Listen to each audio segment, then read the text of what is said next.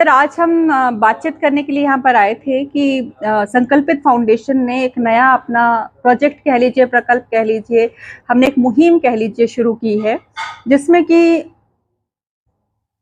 हाल ही में जैसे कोविड का प्रकोप रहा और कोविड के प्रकोप में बहुत सारे बच्चे परिवार बेसहारा हो गए।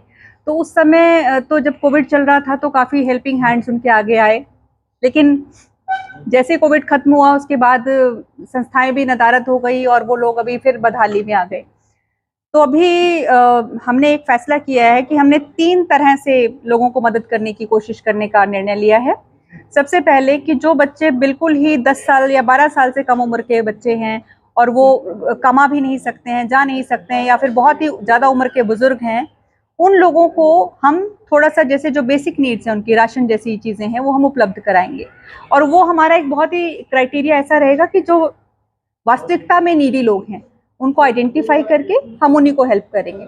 और ये एक लॉन्ग टर्म कमिटमेंट है, शॉर्ट टर्म नहीं है कि आप एक बार करके आगे उसके बाद नहीं पूछा। फंडिंग कहाँ से रेज है इसके लिए? एग्जैक्टली वही हमारी मुहिम का नाम है, एक युवा एक परिवार।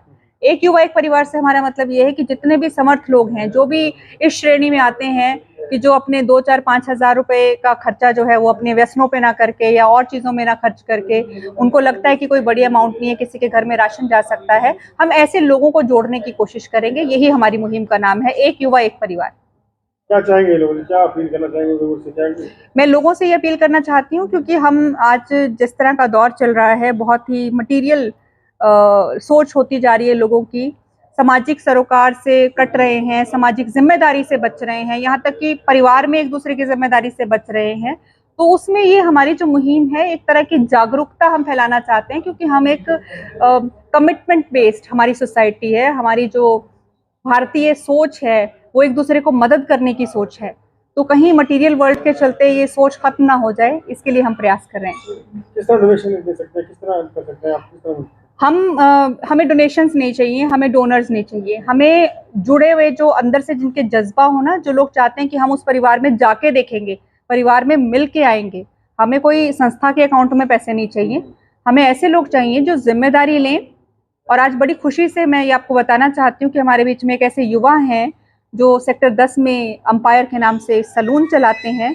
वो हमारे पहले ऐसे युवा हैं जिन्होंने एक परिवार जो कि अनाथ हो गया, एक बूढ़ी दादी हैं जिसमें 70 साल के करीब आयु की और 3 बच्चे हैं 10 साल से कम आयु के, उनके भरण पोषण की जिम्मेदारी गौरव ने ली है। और इन्होंने ये संकल्प लिया है कि अपने जैसे और युवाओं को जो आत्मनिर्भर हैं, उन युवाओं को इस मुहिम से जोड़ेंगे और ऐसे परिवारों को आइडेंटिफाई करके उनको हेल्प करेंगे। ऐसे लोग चाहिए आपको? ऐसे लोग चाहिए हमें जो कि जुड़ना चाहें, जो सिर्फ अपनी जिम्मेदारी खत्म ना समझें, जो उन लोगों से वास्तविकता में उनके परिवार में जाकर उनसे बात कर सके, उनका सुख दुख पूछ सके। और ऐसा भी नहीं है कि भाई महीने में बता के जाना है, ढोल नगाड़े बजा के जाना है कि हम आ रहे हैं।